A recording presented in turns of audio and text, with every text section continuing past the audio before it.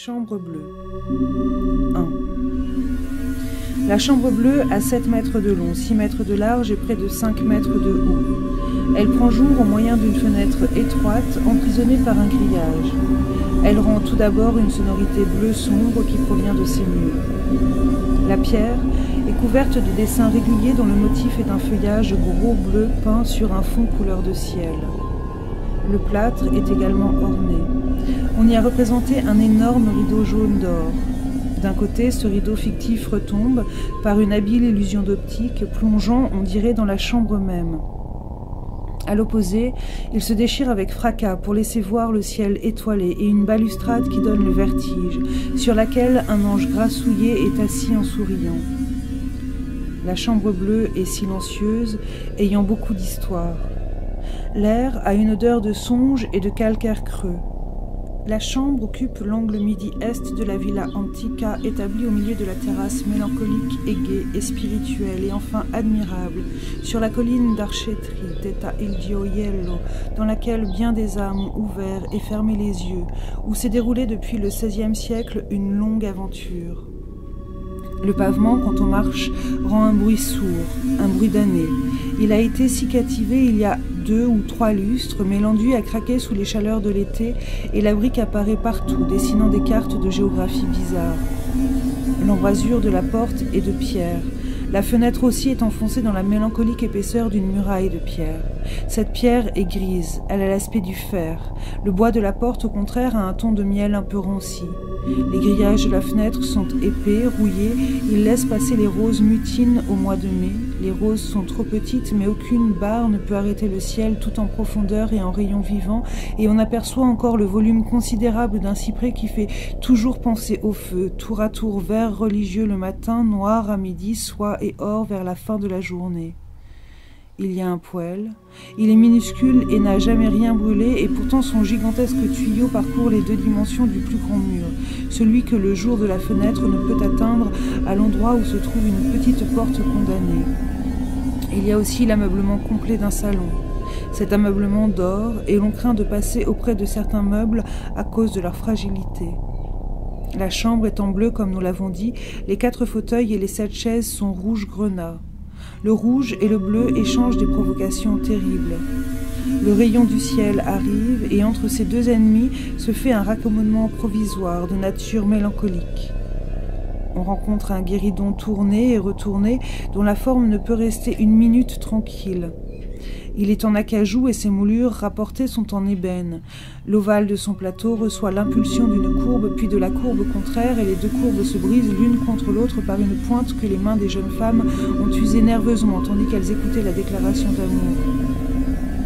Sur le guéridon, un tapis au crochet, lavable, représente la crucifixion de Notre Seigneur entourée d'écailles quelconques. De petits tapis en sparterie se tiennent près devant les fauteuils à suivre les pas du visiteur. Maladroitement appliquée au grand mur est une armoire coiffeuse en bois de rose, ayant sur ses tiroirs des sujets mythologiques en ivoire probablement, Leda avec le cygne, etc. Dans un angle, le meuble nommé « serviteur muet » attend les ordres, avec ses 2 plateaux superposés autour de son pied central, et le reste d'un lustre de Venise, ses fleurs étranges, ses bouts cassés, dont la moitié a noirci, est accroché au plafond épanche. L'inventaire est terminé. Pourtant, cet objet sur une table à l'écart de la lumière, était-ce une variété de méduses géantes ou un simple globe de verre sur une chose indéfinissable? Le jour se retirait dans une profonde félicité. On s'approchait de l'objet. C'était bien ouvert. À l'intérieur, une montagne de cristal et moche portait de petits personnages sur le verre, quelques reflets du jour mourant par suite d'un mouvement de tête que l'on a fait, ou un fantôme de l'imagination que tant d'images du passé surexcitèrent. L'air s'épaississait autour d'une forme jeune et désirable et défunte, transparente tout autant que la main tendue de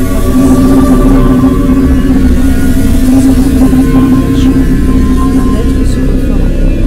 À présent brillait le regard, un regard noir et dur, mais de matière transparente comme le gaz. Il était impossible d'avoir vraiment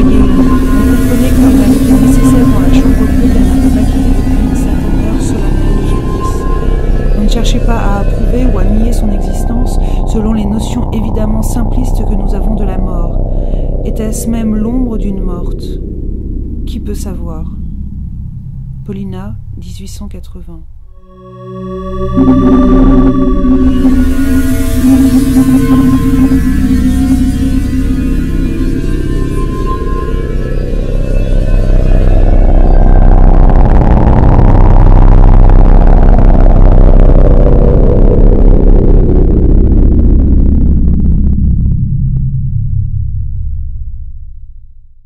Torano, 5. Paulina, dans une atmosphère confite, conventionnelle et immuable, où les hommes ont de la majesté et très peu d'esprit, où les femmes ne s'occupent qu'à entretenir leur charme paresseux, une vie qui n'avait ni fête, ni fantaisie, ni plaisir, ni âpreté, ni tragédie, mais beaucoup de méfiance, concentrée autour d'intérêts religieux et d'intérêts financiers, Paulina serait morte si elle n'avait pas été gaie de sa nature.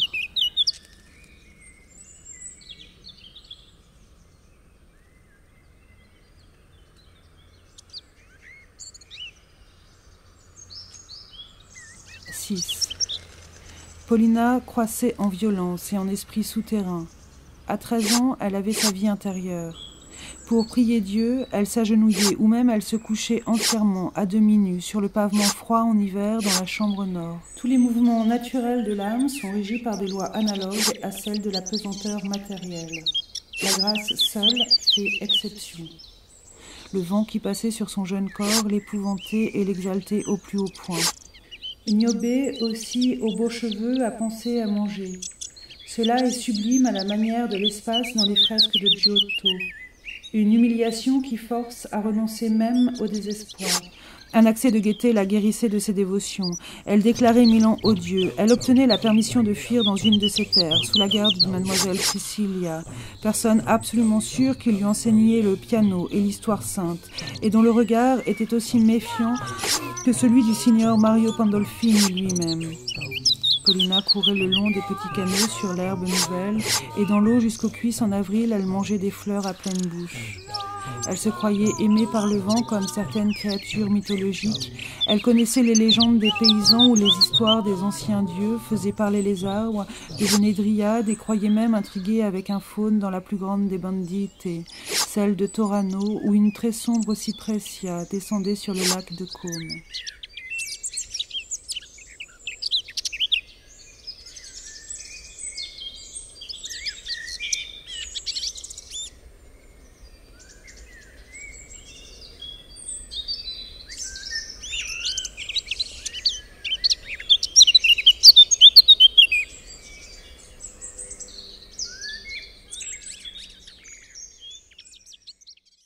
Je et l'aileron du requin qui, ne pouvant s'arrêter sinon meurt, fend la surface, formant sillage, brisant le miroir de la mer, avec les lames des dents séparant la proie d'elle-même.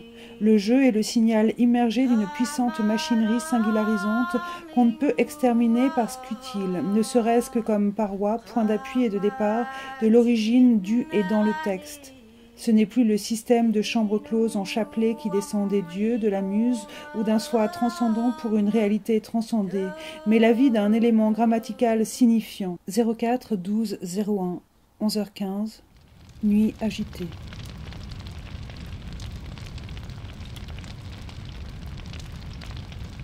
Torano, 7.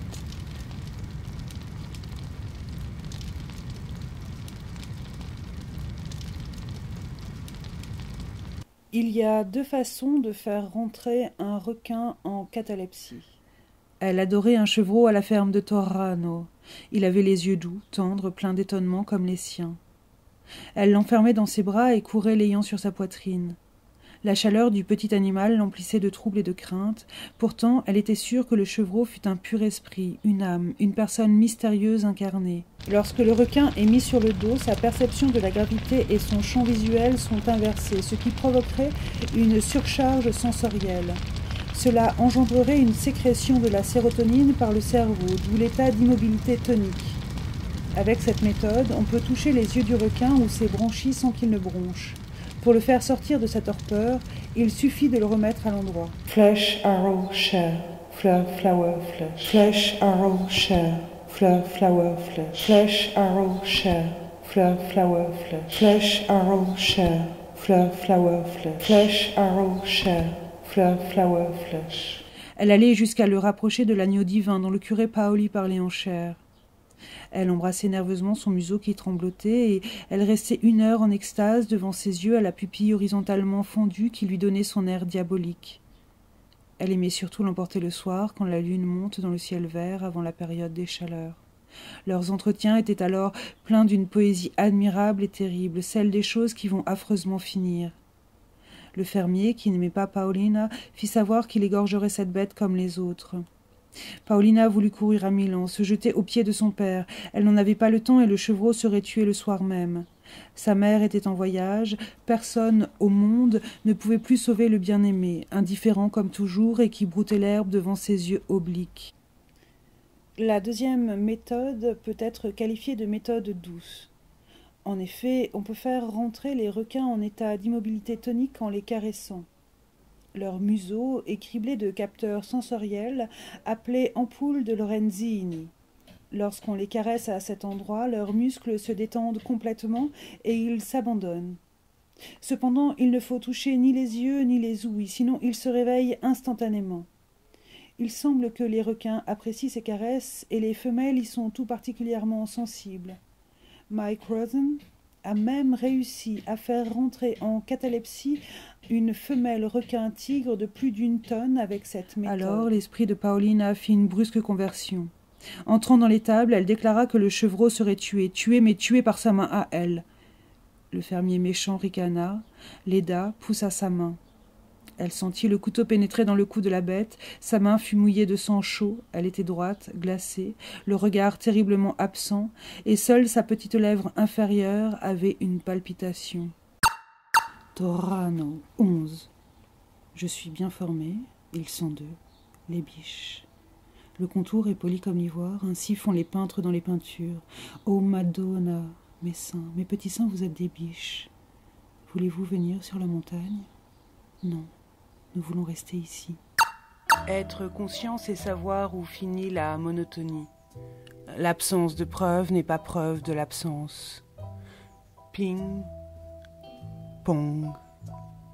Dans les jardins baroques traversés de ponts dont le bois est en béton, culé plus ce plateau, un pied posé sur cette table de jeu instable sur 1000 petits cailloux, s'y érige l'enclos grillagé où sont X, Y ou Z, biche et serre, béton brut, empreinte d'un même moule. Pour l'aider, le trou nécessaire est mimé anus défoncé, sans désir de revanche, avec désir de rejeu. Cette volonté, quel que soit le jeu, bilboquet, bridge, boule de fort, de geisha, les échecs, durcis, pointe de la langue dans le bandon. Plus encore, car bien baiser ne se dépare jamais d'intelligence. Le cadre de mon miroir contient exactement ma poitrine, pas trop forte, pas trop lourde, pas trop tendue. J'ai horreur de cette comtesse Lucia avec son tremblement agité. Lui, au moins, ne m'a pas touchée. Personne, pas une comme moi. Je suis belle, je suis adorable, je suis adorée, adorable, je t'adore. Oh mon ami, tu es une parfaite beauté, je voudrais t'avoir. Si tu étais réelle, je voudrais baiser ton âme. J'espère que Cyril va me laisser un peu tranquille. Mon père jouera aux échecs. J'adore la lumière la nuit. Le jardin aussi aura des lanternes. Le comte est dans l'obscurité. Voyons quelle sottise, ma chérie. Le comte Cantarini a 40 ans.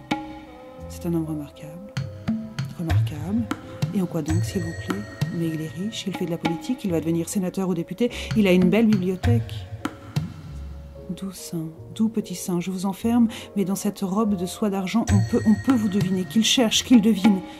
Je veux être pure, pure. J'aime la glace et l'acier.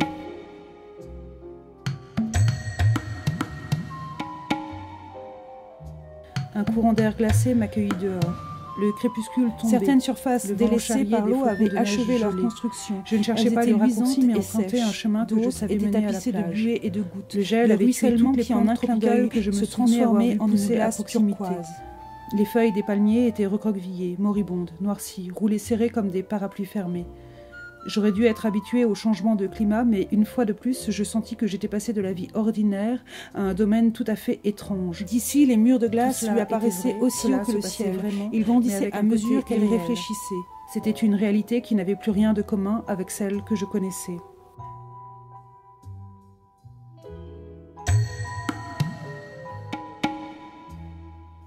Soudain, à travers les tourbillons de neige, j'aperçus la fille qui s'enfuyait en direction de la glace. J'essayais de crier « Arrêtez, revenez !»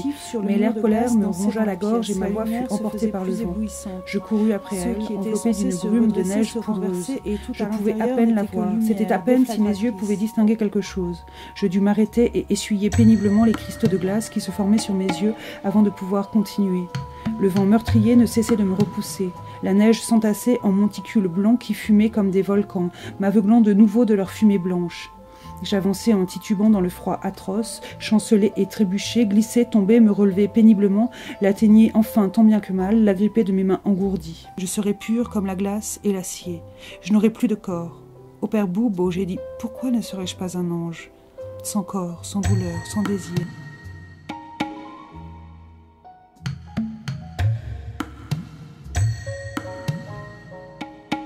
L'endroit fourmillé de pavillons et de chapiteaux, tant et tant qu'il lui était impossible de les dénombrer. Non, il est délicieux, le conte Michel et ressemble au père Boubo. Non, quelle idée ridicule. Michel et Boubo, je suis une sotte, mon corps est moins belle, je vais me mettre en retard. Ma poitrine serait-elle plus jolie que mon visage? J'ai 19 ans.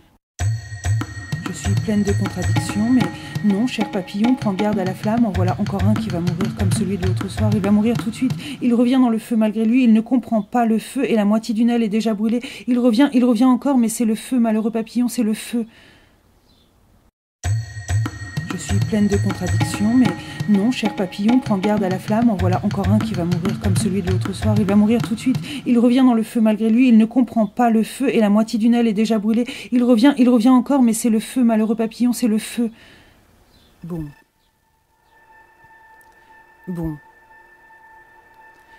Attendre. Un peu. Regarder. Attendre. Quelques semaines. Quelques secondes. Bon. Regarder. Autour de soi. Regarder autour de soi les regards. Regarder les mouvements des regards. Un regard a ses mouvements. Un regard est un insecte. Un regard est une mouche, une phalène, une luciole. Autour. Ces mouvements autour de la chair. Morte, vivante. Flesh, arrow, chair, flower, flesh. Flesh, arrow, chair, flower, flesh. Flèche. Une mouche sûre. Un tronc de peuplier blanc, sûr. Une phalène sur un tronc, noir. Un papillon blanc sur un tronc noir. Noir de charbon, dessus. Suivre ses mouvements. Dans le noir, la nuit, une luciole dans la nuit. Dans les lumières de la ville disparaissent les étoiles. Détails. Les insectes peuvent être considérés comme des détails. Écraser ces insectes revient à détruire un monument. Une mouche est une tour Eiffel, une phalène est un Big Ben, une luciole est un coliséum, un monument, un insecte, une statue de la liberté, une cité interdite, un port phénicien, un pont entre deux pays, un glacier. Pour leur destruction, une bombe. Ou, n'y est pas indispensable, juste un doigt, juste user d'un doigt, pour les écraser, sans y faire attention. Le mouvement nécessaire, le mouvement du doigt est déjà oublié, ça ne s'est jamais passé, ça n'a jamais eu lieu, ces monuments n'ont jamais existé, ils étaient détails, ils étaient insectes, c'est possible. Je suis pleine de contradictions, mais non, cher papillon, prends garde à la flamme, en voilà encore un qui va mourir comme celui de l'autre soir. Il va mourir tout de suite, il revient dans le feu malgré lui, il ne comprend pas le feu. Tout autant que la vie, quelques minutes auparavant, la mort était étrange en cet instant. La phalène, s'étant redressée, gisait à présent très digne, avec une sereine résignation. Oh oui, semblait-elle dire, la mort est plus forte que moi. Torrano, 12. Tout se passa comme elle l'avait rêvé. Quand elle entra sous la grande lumière des bougies et des flammes de gaz, dans sa robe de soie d'argent à crinoline, qui dégageait de façon aussi aristocratique ses épaules déjà fameuses, il y eut un murmure de plaisir discret, mais très sensible parmi les danseurs, un sourire protecteur des vieilles dames, et la charmante bonhomie italienne fut un instant touchée au cœur. Dans l'ombre du jardin de pierre où les citronniers portaient des lanternes, par la grande baie ouverte sur la soirée de juin, elle apercevait le comte Michele Cantarini, silencieux et absorbé, son regard entièrement perdu dans la personne de Paolina. Torrano, 13. Il pleuvait. La tristesse italienne si particulière, avec sa luna, ou si vous voulez son cafard, imprégnait les murailles qui paraissaient suintées. Et la luna pénétrait aussi le cœur de Paolina, assise et songeuse. La chambre était sombre, emplie de nuit par en haut. Les fortes averses débordaient en ruisselant des gouttières du toit. Paolina, aux yeux cernés, délicate et sensible de n'avoir pas dormi, cherchait à découvrir le visage de cette petite peine indistincte qui abîmait son bonheur de la nuit de fête. Cirillo entra. Son visage épais, bien que souriant, n'inspirait pas confiance. Il vient pour m'ennuyer. Il m'a espionné pendant une partie de la nuit, je le sais bien. Cirillo baisa la main de sa sœur, s'informa de sa santé, fit quelques réflexions sur l'état malencontreux de l'atmosphère et, sans transition, commença une scène de jalousie. Paolina apprit qu'elle partirait très prochainement pour Torrano. Torrano, 16. Et d'où venait ce sentiment d'ennui qui se glissait comme un voleur entre tous les états contraires de son esprit? Il existe une force. C'était autre chose encore que le désir de revoir son père. Sinon, l'ennui italien avec ses yeux brillants, les danses le soir au son des mandolines, l'irritation pendant le jour parce que le soleil n'est jamais couvert de nuages. Compensation. Marius imaginait la vengeance future, Napoléon songeait à la postérité, Guillaume II désirait une tasse de thé. Son imagination n'était pas assez fortement accrochée à la puissance pour traverser les années. Elle se tournait vers une tasse de thé. Que sais-je, moi? Je m'ennuie. L'extinction du désir, bouddhisme, ou le détachement, ou l'amor fati. Je voudrais être emporté par un brigand, ou faire un voyage dans la compagnie d'un prince, voir un ange marcher sur l'herbe, ou adopter un enfant pauvre. Ou le désir du bien absolu, c'est toujours la même chose. Vider le désir, la finalité de tout contenu, désirer avide, désirer sans souhait. Détacher notre désir de tous les biens et attendre. L'expérience prouve que cette attente est comblée. On touche alors le bien absolu. Un autre jour, elle imaginait une merveille plus vraisemblable. On la demandait en mariage. Morale et littérature. Notre vie réelle est plus qu'aux trois quarts composée d'imagination et de fiction. Rares sont les vrais contacts avec le bien et le mal. Elle montait l'escalier de la Cipressaia et balançait si elle répondrait oui ou non. Comment ouvrir, en permanence ouvrir, pic, haut des jambes, charnière des portes, porte du mur du langage, love, love, ouvrir. Il y aurait des tours à roulettes sur des plaques de différentes natures. C'était un dessin pris dans les brumes matinales des pics karstiques de Xinping. Il y a eu quelque chose qui ressemblait à l'apparition du butinement d'un colibri. Butiner, butin. Dans la nature vivante de minuscules trésors, hier est arrivée une encre prise dans un cœur. Hier est arrivée une encre prise dans un cœur. L'exosquelette d'une cigale, sa mue, sa peau, blanche, transparente et cassante. Les cigales faisaient leur bruit, fusant pour la fin du jour. L'exosquelette d'une cigale, sa mue, sa peau, blanche, transparente et cassante. La cartographie de mouvements amoureux adressés à plusieurs milliers de kilomètres. Et un grand calme rose était descendu sur les montagnes de l'autre rive. L'eau, que l'on voyait par-dessus les toits, était déjà un peu noire. Un trou sur un mur est noir, une phalène est devenue noire. Un insecte sur ce mur est un trou dans ce mur. Un trou dans un mur est un passage. Un détail dans le mur du langage est un trou noir. Un trou noir est un glacier, est un monument. Pour leur destruction, une bombe. Où n'est pas indispensable. Les cigales faisaient leur bruit, fusant pour la fin du jour, et un grand calme rose était descendu sur les montagnes de l'autre rive. L'eau, que l'on voyait par-dessus les toits, était déjà un peu noire. Regarder, attendre.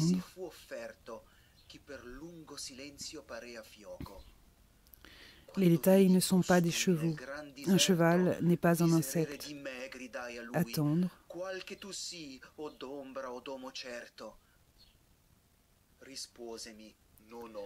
Sur la plage, au cirque, au marché, la chair vivante des chevaux devient la chair vivante et morte du festin. Des puces, des détails, des insectes, des étoiles.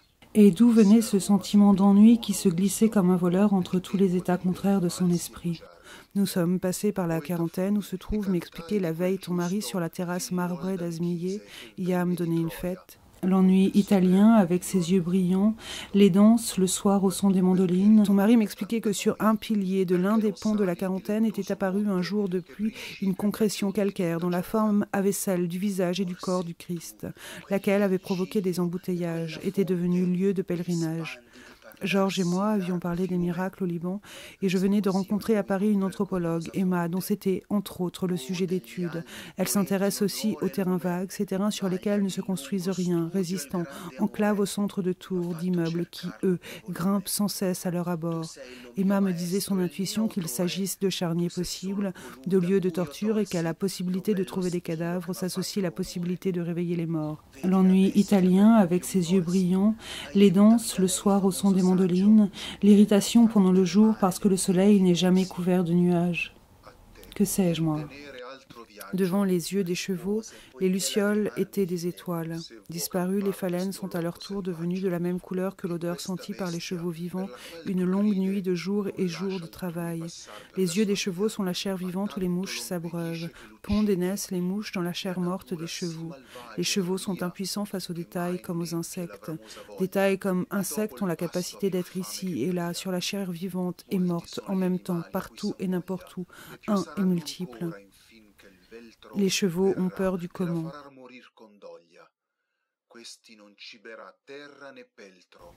Et d'où venait ce sentiment d'ennui qui se glissait comme un voleur entre tous les états contraires de son esprit?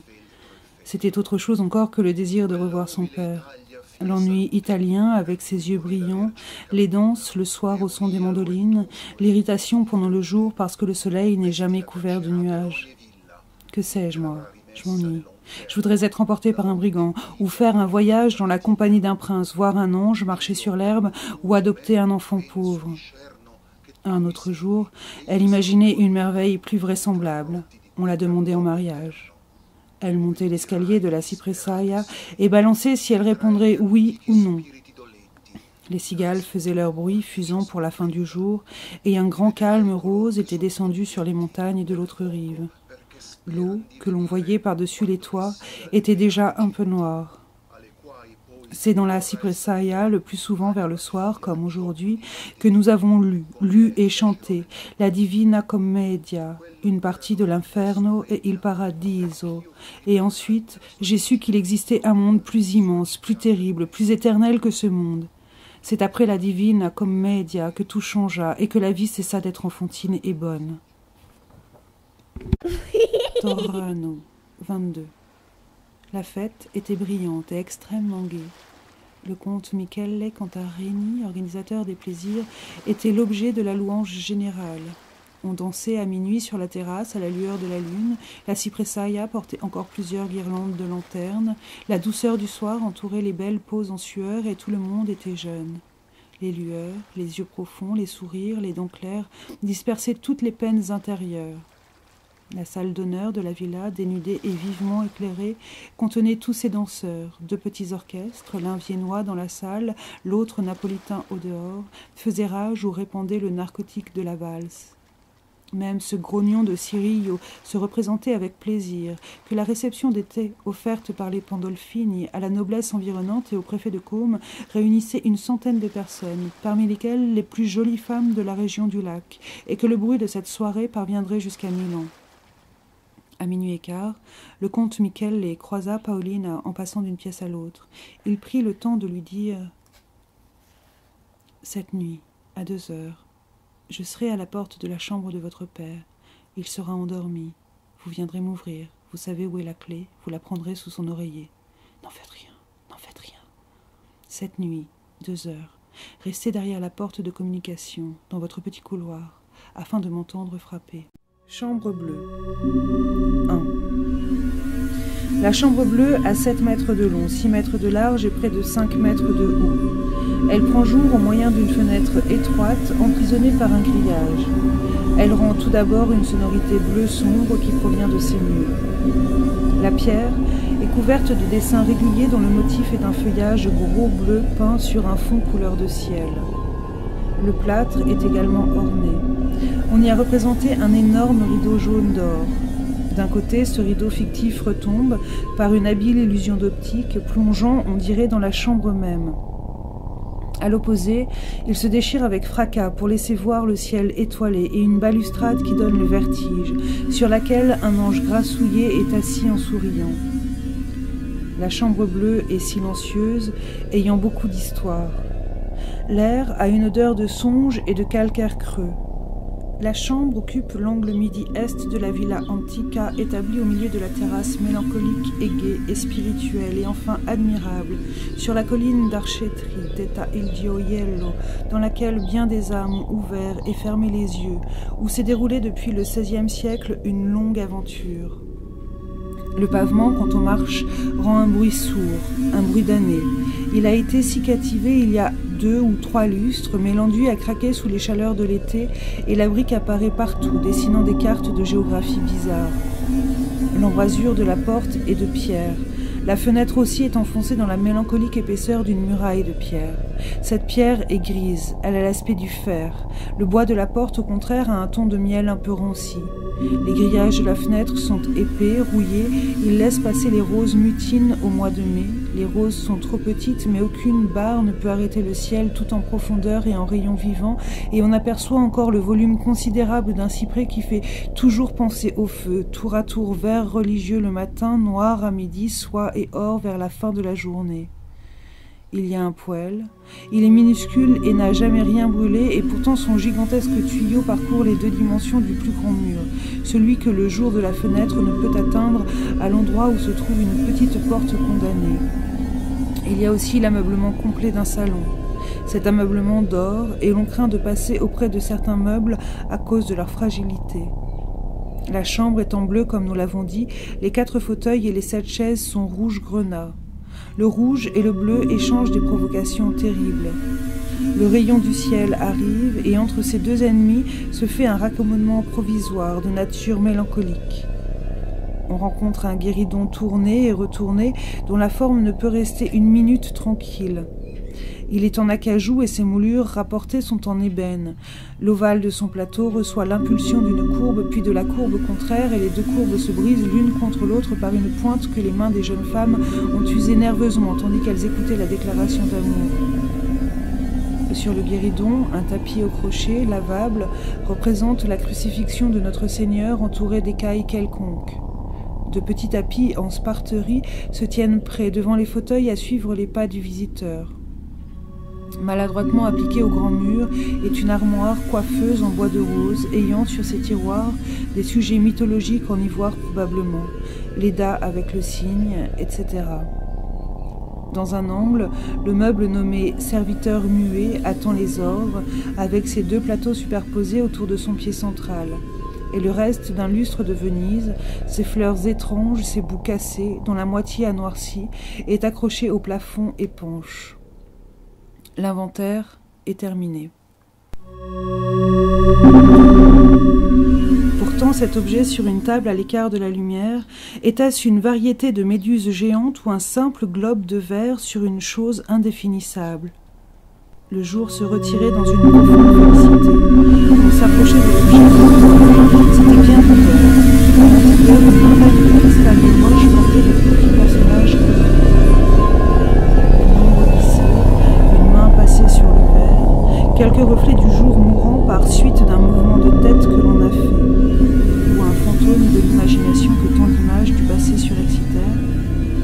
L'air s'épaississait autour d'une forme jeune et désirable et défunte, transparente tout autant que la main tendue de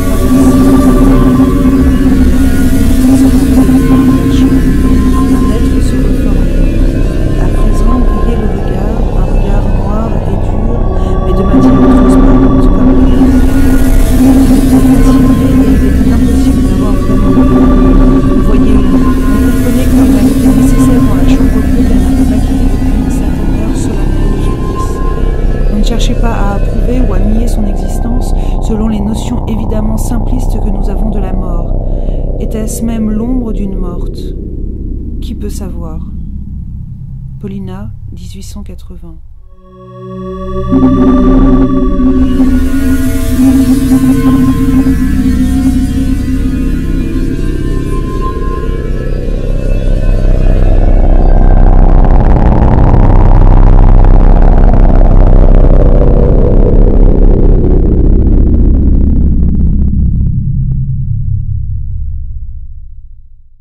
Torano, 5.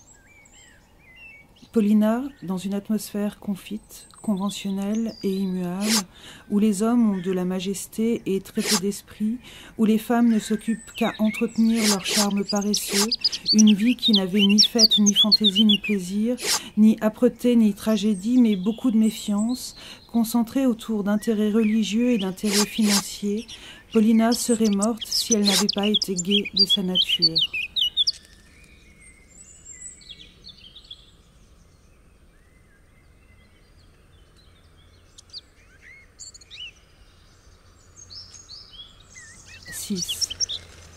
Paulina croissait en violence et en esprit souterrain.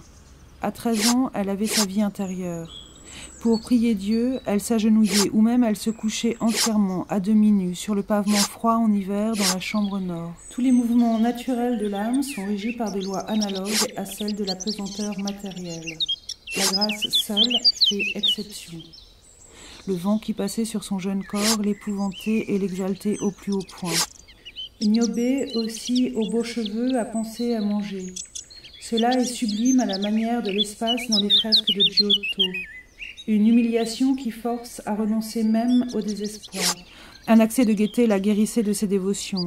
Elle déclarait Milan odieux. Elle obtenait la permission de fuir dans une de ses terres, sous la garde de mademoiselle Priscilla, personne absolument sûre qu'il lui enseignait le piano et l'histoire sainte, et dont le regard était aussi méfiant que celui du signor Mario Pandolfini lui-même.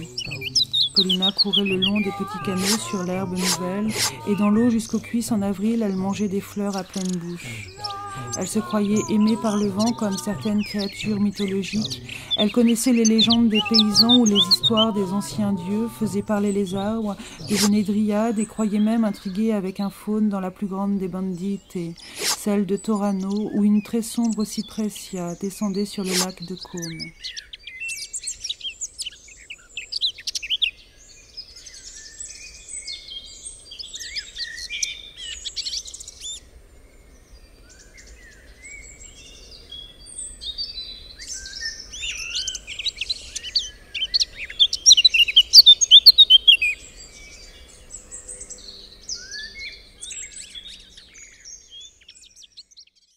Je et l'aileron du requin qui, ne pouvant s'arrêter sinon meurt, fend la surface, formant sillage, brisant le miroir de la mer, avec les lames des dents séparant la proie d'elle-même.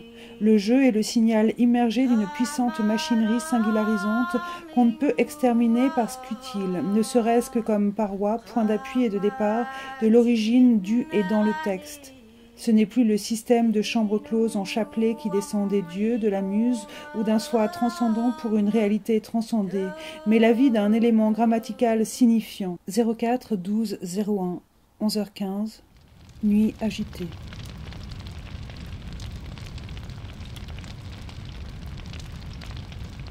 Torano, 7.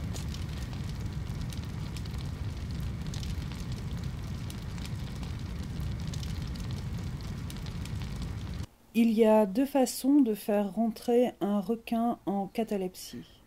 Elle adorait un chevreau à la ferme de Torano. Il avait les yeux doux, tendres, pleins d'étonnement comme les siens. Elle l'enfermait dans ses bras et courait l'ayant sur sa poitrine. La chaleur du petit animal l'emplissait de trouble et de crainte. Pourtant, elle était sûre que le chevreau fût un pur esprit, une âme, une personne mystérieuse incarnée. Lorsque le requin est mis sur le dos, sa perception de la gravité et son champ visuel sont inversés, ce qui provoquerait une surcharge sensorielle.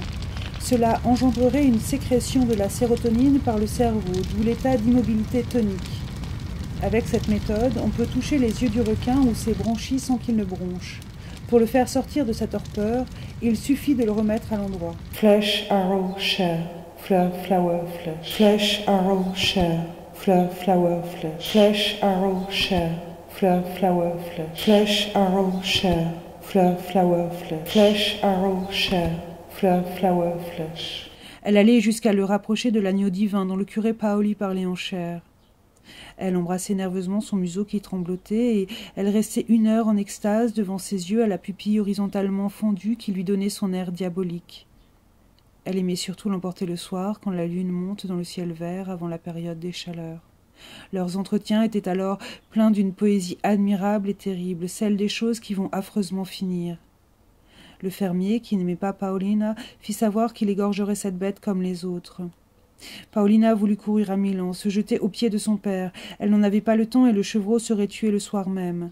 Sa mère était en voyage, personne au monde ne pouvait plus sauver le bien-aimé, indifférent comme toujours et qui broutait l'herbe devant ses yeux obliques. La deuxième méthode peut être qualifiée de méthode douce. En effet, on peut faire rentrer les requins en état d'immobilité tonique en les caressant. Leur museau est criblé de capteurs sensoriels appelés ampoules de Lorenzini. Lorsqu'on les caresse à cet endroit, leurs muscles se détendent complètement et ils s'abandonnent. Cependant, il ne faut toucher ni les yeux ni les ouïes, sinon ils se réveillent instantanément. Il semble que les requins apprécient ces caresses et les femelles y sont tout particulièrement sensibles. Mike Rosen a même réussi à faire rentrer en catalepsie une femelle requin-tigre de plus d'1 tonne avec cette méthode. Alors l'esprit de Paolina fit une brusque conversion. Entrant dans l'étable, elle déclara que le chevreau serait tué, mais tué par sa main à elle. Le fermier méchant ricana, l'aida, poussa sa main. Elle sentit le couteau pénétrer dans le cou de la bête, sa main fut mouillée de sang chaud, elle était droite, glacée, le regard terriblement absent, et seule sa petite lèvre inférieure avait une palpitation. Torano, 11. Je suis bien formé, ils sont 2, les biches. Le contour est poli comme l'ivoire, ainsi font les peintres dans les peintures. Oh Madonna, mes seins, mes petits seins, vous êtes des biches. Voulez-vous venir sur la montagne? Non, nous voulons rester ici. Être conscient, c'est savoir où finit la monotonie. L'absence de preuve n'est pas preuve de l'absence. Ping, pong. Dans les jardins baroques traversés de ponts dont le bois est en béton, culé plus ce plateau, un pied posé sur cette table de jeu instable sur 1000 petits cailloux, s'y érige l'enclos grillagé où sont X, Y ou Z, biche et serre, béton brut, empreinte d'un même moule. Pour l'aider, le trou nécessaire est mimé anus défoncé, sans désir de revanche, avec désir de rejeu. Cette volonté, quel que soit le jeu.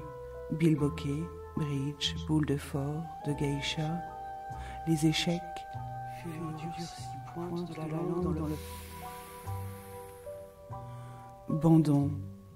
Plus encore, Vangar, Venjar, Evendicar, car bien baiser ne se dépare jamais d'intelligence. Le cadre de mon miroir contient exactement ma poitrine, pas trop forte, pas trop lourde, pas trop tendue. J'ai horreur de cette comtesse Lucia avec son tremblement agité. Lui, au moins, ne m'a pas touchée. Personne, pas une comme moi. Je suis belle, je suis adorable, je suis adorée, adorable, je t'adore. Oh mon ami, tu es une parfaite beauté, je voudrais t'avoir. Si tu étais réelle, je voudrais baiser ton âme. J'espère que Cyril va me laisser un peu tranquille. Mon père jouera aux échecs. J'adore la lumière la nuit. Le jardin aussi aura des lanternes. Le comte est dans l'obscurité. Voyons quelle sottise, ma chérie. Le comte Cantarini a 40 ans. C'est un homme remarquable. Remarquable. Et en quoi donc, s'il vous plaît? Mais il est riche, il fait de la politique, il va devenir sénateur ou député. Il a une belle bibliothèque. Doux sein, doux petit sein, je vous enferme, mais dans cette robe de soie d'argent, on peut vous deviner, qu'il cherche, qu'il devine. Je veux être pure, pure. J'aime la glace et l'acier.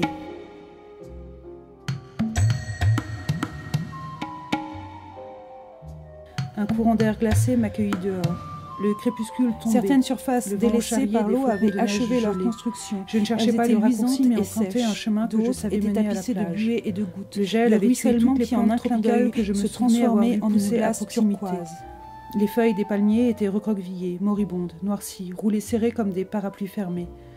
J'aurais dû être habituée au changement de climat, mais une fois de plus, je sentis que j'étais passée de la vie ordinaire à un domaine tout à fait étrange. D'ici, les murs de glace lui apparaissaient aussi haut que le ciel. Ils grandissaient à mesure qu'elle réfléchissait. C'était une réalité qui n'avait plus rien de commun avec celle que je connaissais.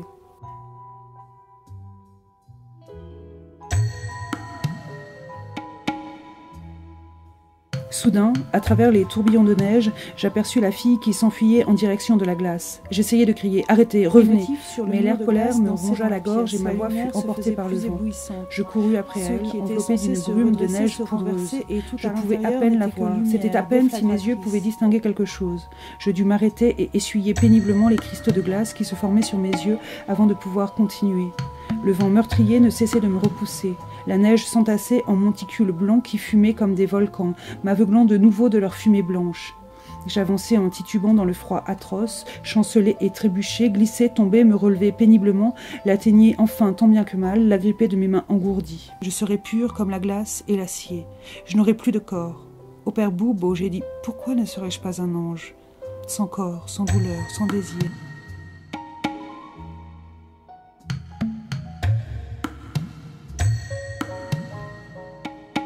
L'endroit fourmillé de pavillons et de chapiteaux, tant et tant qu'il y était impossible de les dénombrer. Non, il est délicieux, le conte Michael les ressemble au père Boubo. Non, quelle idée ridicule. Michael et Boubo, je suis une sotte. Mon corps je me fais moins belle, je vais me mettre en retard. Ma poitrine serait-elle plus jolie que mon visage? J'ai 19 ans. Je suis pleine de contradictions, mais non, cher papillon, prends garde à la flamme, en voilà encore un qui va mourir comme celui de l'autre soir. Il va mourir tout de suite. Il revient dans le feu malgré lui, il ne comprend pas le feu et la moitié d'une aile est déjà brûlée. Il revient encore, mais c'est le feu, malheureux papillon, c'est le feu. Je suis pleine de contradictions, mais non, cher papillon, prends garde à la flamme, en voilà encore un qui va mourir comme celui de l'autre soir. Il va mourir tout de suite. Il revient dans le feu malgré lui, il ne comprend pas le feu et la moitié d'une aile est déjà brûlée. Il revient encore, mais c'est le feu, malheureux papillon, c'est le feu. Bon.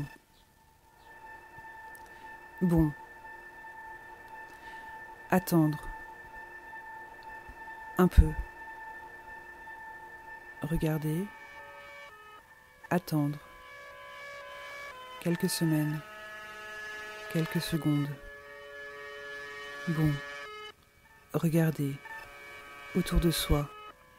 Regarder autour de soi les regards. Regarder les mouvements des regards. Un regard a ses mouvements.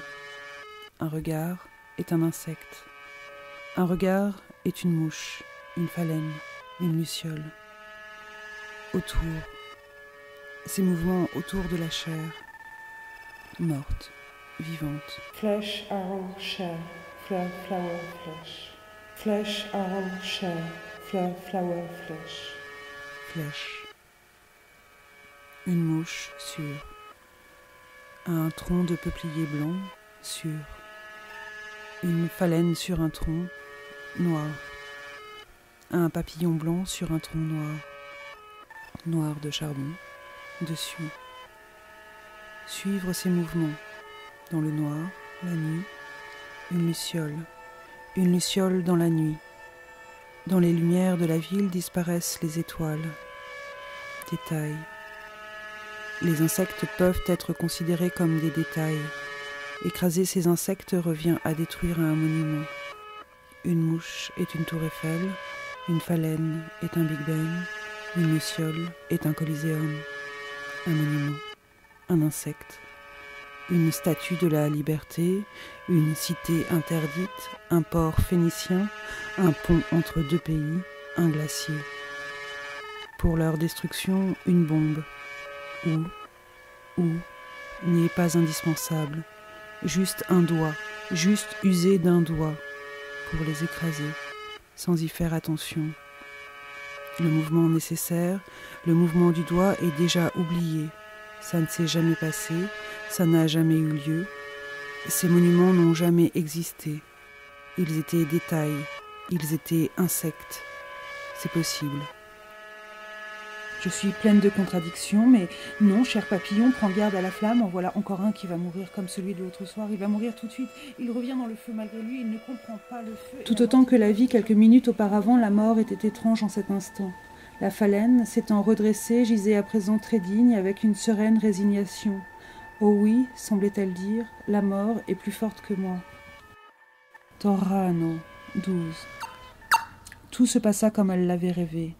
Quand elle entra sous la grande lumière des bougies et des flammes de gaz, dans sa robe de soie d'argent à crinoline, qui dégageait de façon aussi aristocratique ses épaules déjà fameuses, il y eut un murmure de plaisir discret, mais très sensible parmi les danseurs, un sourire protecteur des vieilles dames, et la charmante bonhomie italienne fut un instant touchée au cœur. Dans l'ombre du jardin de pierre où les citronniers portaient des lanternes, par la grande baie ouverte sur la soirée de juin, elle apercevait le comte Michele Cantarini, silencieux et absorbé, son regard entièrement perdu dans la personne de Paolina. Torrano, 13. Il pleuvait. La tristesse italienne si particulière, avec sa luna, ou si vous voulez son cafard, imprégnait les murailles qui paraissaient suintées. Et la luna pénétrait aussi les cœurs de Paolina, assise et songeuse.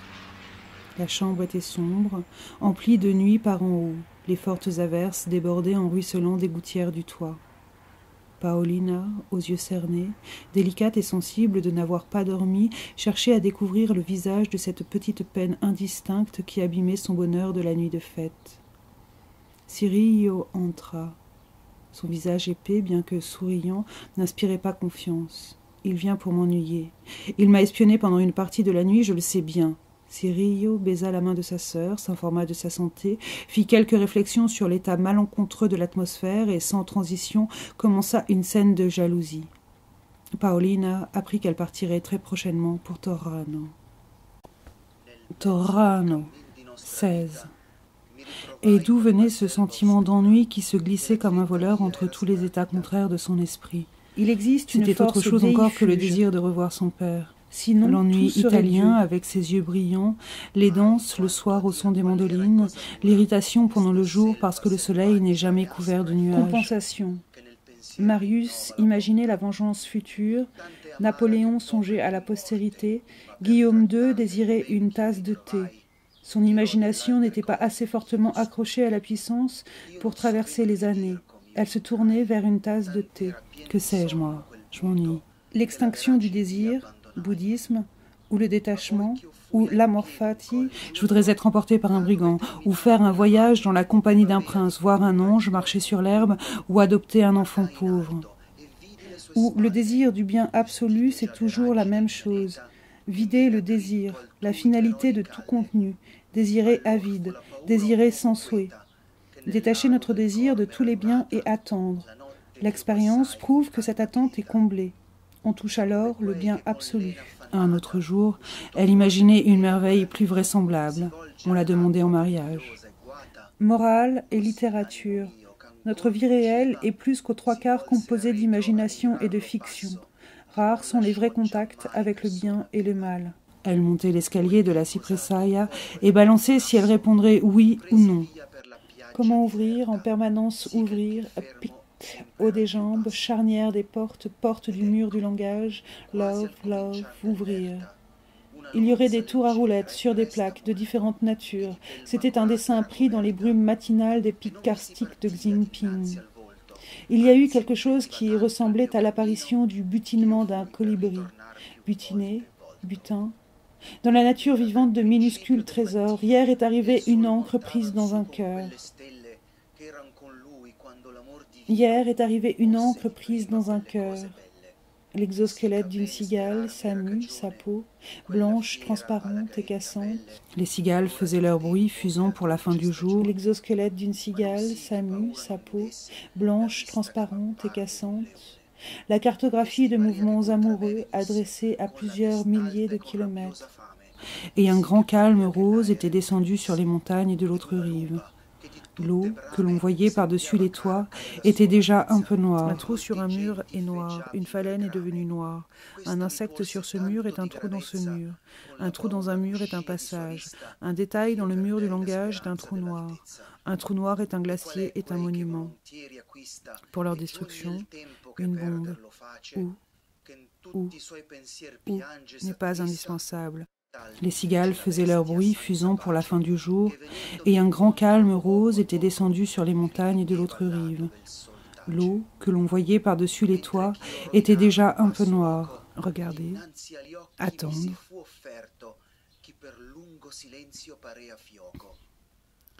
Les détails ne sont pas des chevaux. Un cheval n'est pas un insecte. Attendre.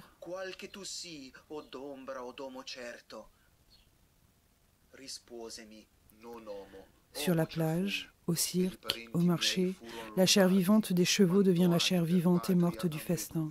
Des puces, des détails, des insectes, des étoiles. Et d'où venait ce sentiment d'ennui qui se glissait comme un voleur entre tous les états contraires de son esprit?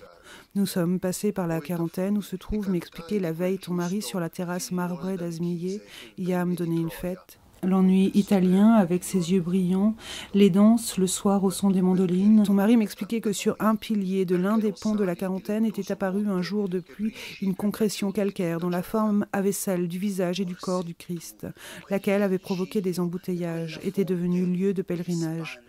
Georges et moi avions parlé des miracles au Liban et je venais de rencontrer à Paris une anthropologue, Emma, dont c'était, entre autres, le sujet d'étude.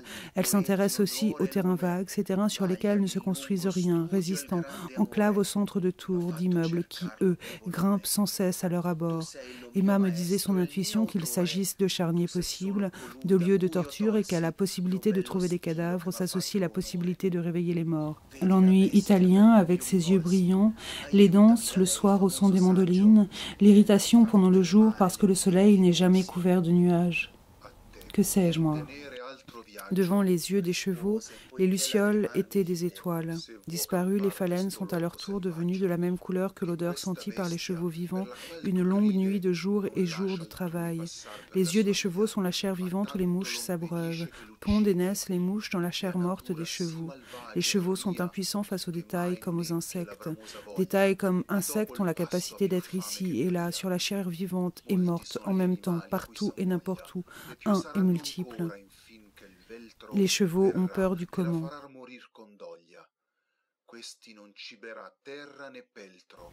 Et d'où venait ce sentiment d'ennui qui se glissait comme un voleur entre tous les états contraires de son esprit?